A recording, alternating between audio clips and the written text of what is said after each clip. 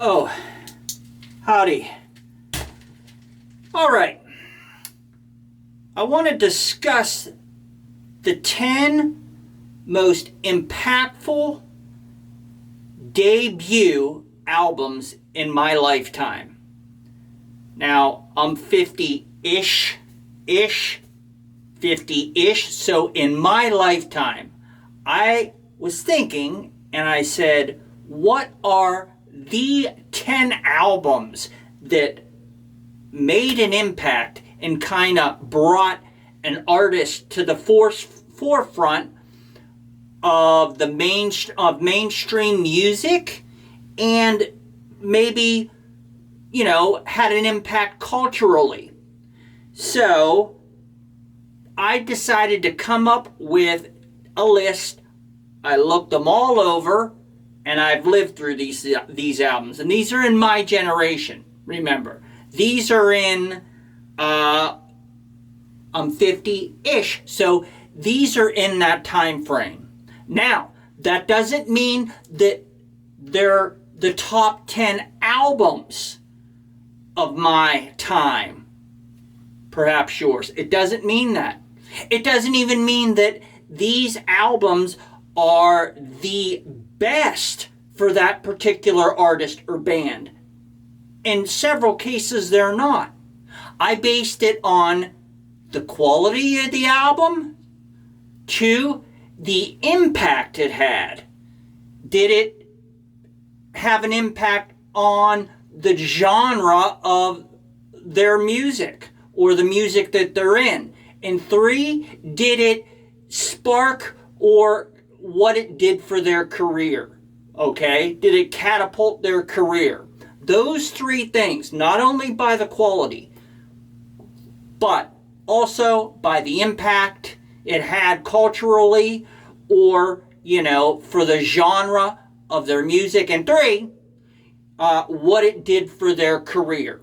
So, let's go ahead and get started. The top 10 debut albums in my time.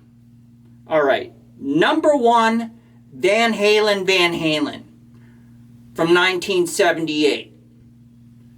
The second, I would say, is Ready to Die, the Notorious B.i.g. Now, in my opinion, he's overrated, incredibly. Perhaps because he's passed on. And that's sad. But it did have an impact. It did do something for his career, even though he's passed on. So, the Notorious B.I.G. Ready to Die from 94 is in there. Third, Lady Gaga, The Fame. And again, this is not necessarily Lady Gaga's best album, but it brought her to the forefront. It had an impact culturally a little bit, and especially in the pop genre. It kind of brought a dark pop or a Euro pop or Euro pop disco feel, and it brought a darkness to the pop genre in top 40 pop. So, The Fame from 2008, LG, Lady Gaga. Another one, Pearl Jam's 10. All right, now, Pearl Jam kind of were the first grunge act to become mainstream. And 10 brought them there. All right? Now, Nirvana might have had the first song, but their debut album was Bleach, and that came out in 1989, and 99.9% of us did not know who Nirvana was.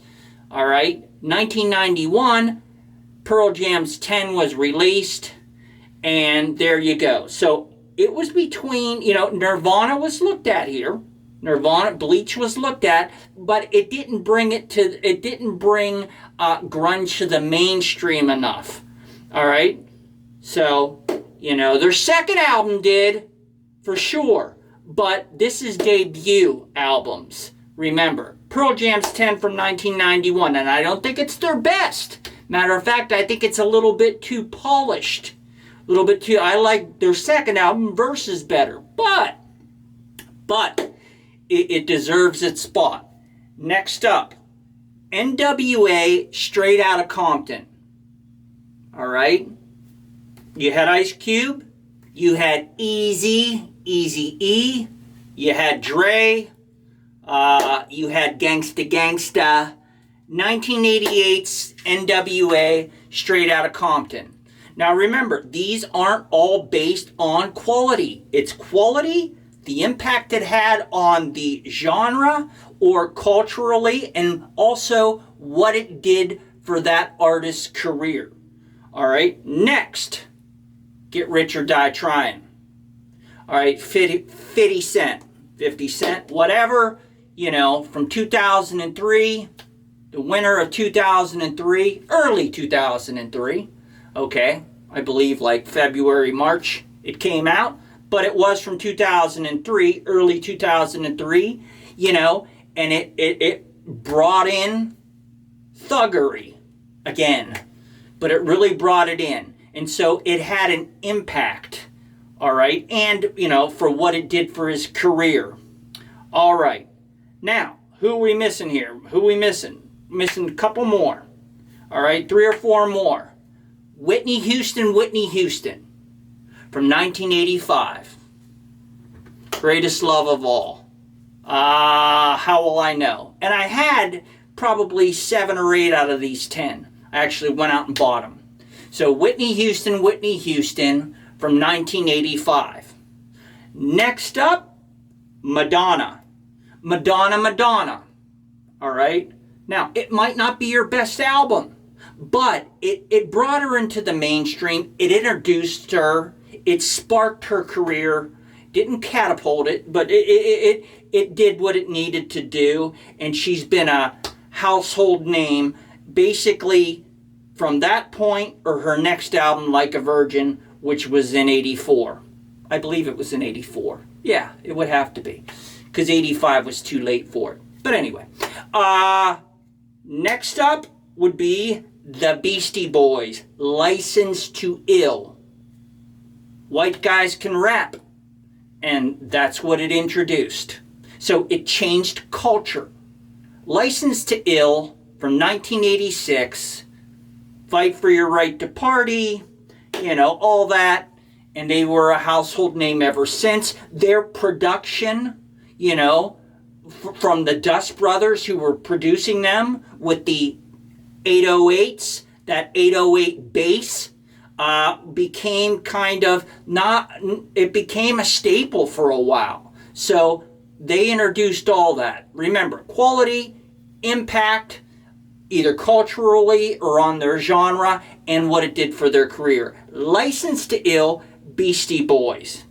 All right, last but not least, you knew it, Appetite for Destruction. Guns N' Roses, 1987. Didn't get big till 1988, but, now just labeled Appetite. So, of course, Appetite for Destruction. That brought in Guns N' Roses. I mean, that album just took over. For a debut album, that one would have to take the cake, in Billen's opinion. It would take the cake. Because you knew by seeing them, hearing them, and that album, you knew that they were going to be around. You knew they weren't just going to be a fly-by-night. You just knew it.